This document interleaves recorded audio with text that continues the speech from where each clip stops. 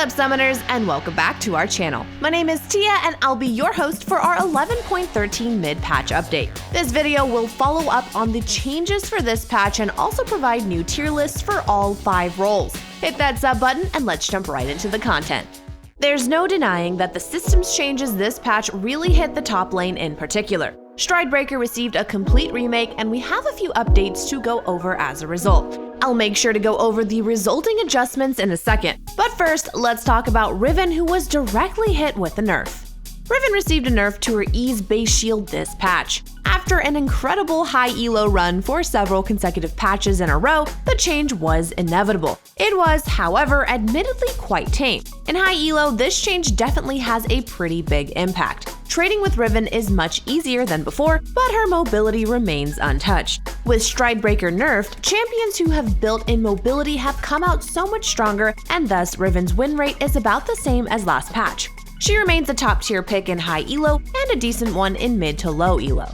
I know a lot of people want to learn Riven. She's stylish and one of the most notable solo queue carries in the game. Whether it's Riven or some other difficult champion, our coaches at ProGuides.com would love to help you guys out. Moving forward, the 2 biggest victims of the Stridebreaker changes this patch were Darius and Garen. Garen didn't take things too harshly, and we've moved only him down to the A tier. Darius, however, has seen his win rate plummet significantly. Without the extra mobility, it's so much harder for Darius to pop off during a teamfight. It used to be much easier to close the distance and maybe even get 5 stacks in a fight because of it. While his early game is still unrelenting, players aren't able to push leads as effectively or consistently as before. Darius, as opposed to other juggernauts, has no movement speed built into his kit. Champions like Set and Garen are a tad more mobile. While the old version of Stridebreaker made it easier to catch enemies, this new version makes it more rewarding if you're able to catch one in the first place. As a result, Darius is down to the B tier, pushing close to the C tier. We want to give players some more time to adjust to these new circumstances before pushing him down any further. On the side, Lucian has also been bumped down to the B tier. He received a massive nerf to his E, and as a result, his laning isn't nearly as dominant as before.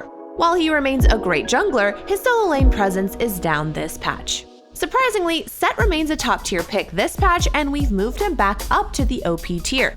The bonus health might contribute to this, and he continues to put up a solid fight in the top lane. A new addition to the OP tier is Camille. While we want to keep this tier as exclusive as possible, her newfound success in high elo is alarming. Like we mentioned with Riven, mobile characters stand out this patch. Camille's long dash range as well as bonus movement speed from Q are stronger this patch because juggernauts are more exploitable. Sunder remains a powerful purchase, and it allows her to cut through health stacking opponents with ease. Our OP picks for the top lane are Dr. Mundo, Set, and Camille. Camille again stands out more in high elo and Mundo in mid to low. In the S tier, we have Riven, Mordekaiser, Fiora, Nocturne, Jax, Sylas, Malphite, Gwen, Wukong, Urgot, and Shen. Next, we'll go through the jungle. Let's start hot and talk about Rumble. He received a nerf to his W's early cooldown as well as movement speed. Ultimately, these nerfs have left him much more vulnerable than before. The jungle is arguably the most snowbally role in the game. If you fall behind, you're honestly just done as a jungler with no escape. One of Rumble's biggest struggles has always been playing from behind. He's essentially a sitting duck and is only good for his ultimate. Even then, a Rumble that isn't fed won't have the biggest impact unless he can combo his ultimate with a teammate's crowd control.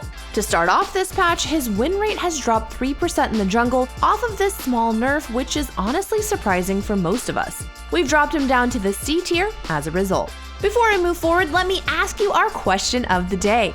Who's your favorite champion to play this patch and why? For me, it doesn't matter what patch we're on. You guys know that I love to play Lulu and Zyra, and if you don't know, well, now you know. But enough about me, I want to know your answers down in the comments below. Now, let's get back to the video. Unlike solo lane Lee Sin, jungle Lee Sin didn't take his nerfs too harshly. His E isn't nearly as important. While his jungle clear is slower than before, the nerf isn't noticeable until much later into the game anyway. We're comfortable with his current placement in the S tier. Next, let's talk about our buddy Olaf. He received a small buff this patch to compensate for all the tragic nerfs he received in the past. His overall win rate has actually gone up a couple of percentages, which is a good sign. While the buffs were small, they've helped make him a bit more worthy of picking. Although we'll leave him in the C tier, we'll continue to keep an eye on him to see if he needs to move up a tier soon. Viego received buffs to push him out of the mid lane this patch. His E received multiple changes and all he lost was some sustain against lane minions. As a result, he's undeniably stronger in the jungle now. We've pushed him up to the S tier and he's there to stay for our update. One adjustment we've made to the list is that Rek'Sai is down to the B tier. She's not a bad pick or anything, but the Prowler's Claw nerf definitely hurt her this patch. Her win rates in high elo are still acceptable, but in overall play she sits below 48%. A curveball this patch comes with Nocturne. I mentioned earlier that Stridebreaker is now more rewarding for champs that don't have issues getting in and jumping onto their targets. Well, no one really does that better than Nocturne. If he has vision of them, he presses R and clicks on them and boom, backline access for free. Once he's on top of his target, he activates Stridebreaker for a crippling slow, followed up by his Q and E. Nocturne's play rate, win rate, and even ban rate is up significantly this patch. This success also dips into his mid and top lane stats. We're definitely keeping him on the watch list, and if things continue to play out well, he might be moved to the OP tier next patch. For now, he's up to the S tier. Our OP picks this patch are Xin Zhao and Shaco, followed by Lee Sin, Elise, Evelynn, Fiddlesticks, Diana, Shaco, Zac, Xin Zhao, Kindred, Kayn, Viego, Kha'Zix, and Nocturne in the S tier. With that covered, we have the mid lane next. The mid lane didn't have any direct champion changes, but we did have those systematic buffs. Mage mythic items, namely Luden's, Liandry's, and Everfrost received price reductions this patch. Overall, this puts more power into the hands of AP mid laners and indirectly nerfs AD ones. Surprisingly, the effects haven't been too significant. Out of all the champions, the one to benefit the most so far seems to be Leblanc.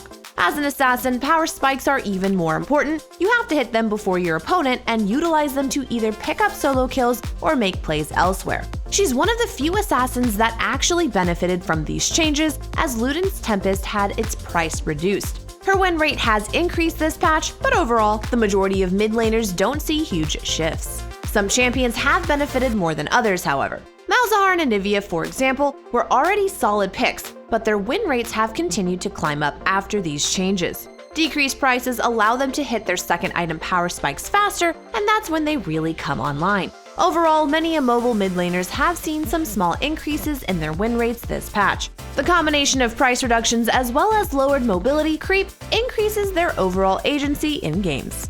In addition to the tier list is that we've included Nocturne in the S tier once again. He's a menacing pick this patch, and his mid lane play rate has slightly increased this patch as well. I'm honestly expecting nerfs very soon.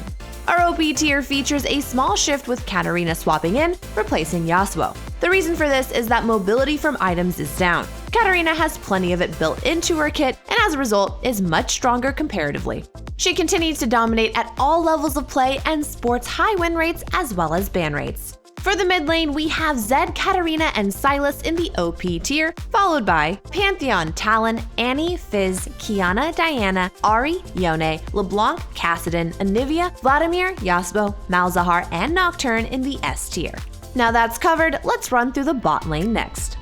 We've got some buffs for underperforming marksmen this patch. The first was Xayah, who received some extra damage on her Q. Although Xayah was buffed, she continues to underperform.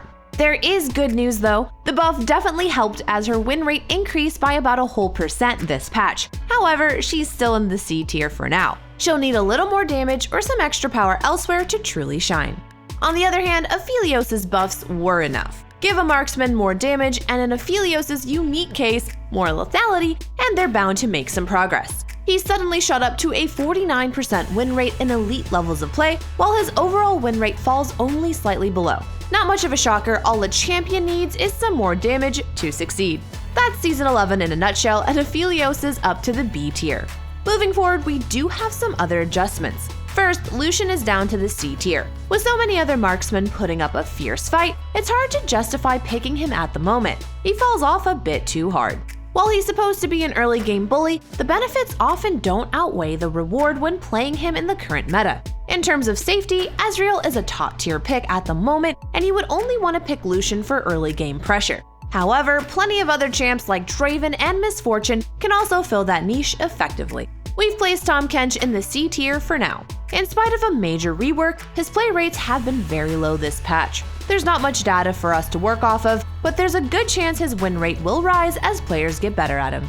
One more change we've made is that Ziggs is up to the A tier. He might be the most slept on pick in the game. After some big buffs, his mid lane win rates unsurprisingly went up. Of course, bot lane Ziggs sees similar shifts but with a much lower play rate. Although unpopular, his win rate as a bot laner is actually above 54%, and like I said, he's a promising pick. Placing him into the S tier is a risky move, but we'll go ahead with it. At worst, he's a debatable pick, but there's no doubt that he's definitely above the middle of the pack. You especially want to give him a try if your team is lacking a magic damage threat. One big strength you have picking Ziggs is that you don't give up any pushing power to do so. Our OP picks for the bot lane are Samira and Ezreal, followed by Jinx, Kai'Sa, Ashe, Vayne, Jhin, Ziggs, Sivir, Tristana, and Riven in the S tier. Let's wrap things up with supports. The big support change this patch was to Tahm Kench. He got his rework, and most notably, his W and R were switched. As a support, his win rates have actually plummeted even lower. This is understandable though. He used to be picked because of how much safety he could provide with his Devour. Anytime your teammate found themselves in danger, you could quickly get them out of a questionable situation. He's a much more aggressive pick pre-level 6, and I'm sure players not only have to adjust to his new W, but also think more carefully about how to as well as when to pick him. He's no longer a get-out-of-jail-free card early on, and is instead more focused on aggressive playmaking. For now, he's also placed into the C tier. Finally, we have two more adjustments. First is that Bard is down to the A tier.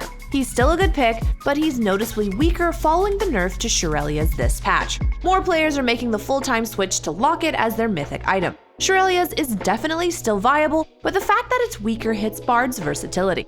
Karma continues to grow in popularity, especially in high elo. She can be a very rewarding pick, and in spite of a lower win rate than many other supports, it's undeniable that she can provide many different forms of utility. Most notably, her Mantra E is one of the strongest abilities in the game, and playing against a Karma that's ahead feels suffocating. We've moved her up to the A tier. Once again, our OP picks for the patch are Leona, Thresh, and Lulu, followed by Morgana, Nautilus, Blitzcrank, Maokai, Zyra, Senna, and Yuumi in the S tier. That'll wrap up our mid-patch update. I hope you guys enjoyed it. Like always, let me know your thoughts in the comments below, and also check out the description for a link to join our Discord. Come be a part of our community, and also be the first ones to know about any future giveaways we hold. Until next time, best of luck in your games, and I hope you have a great rest of your day or night wherever you are in the world. Alright, 안녕! 사랑해요. Bye! That's I love you in Korean.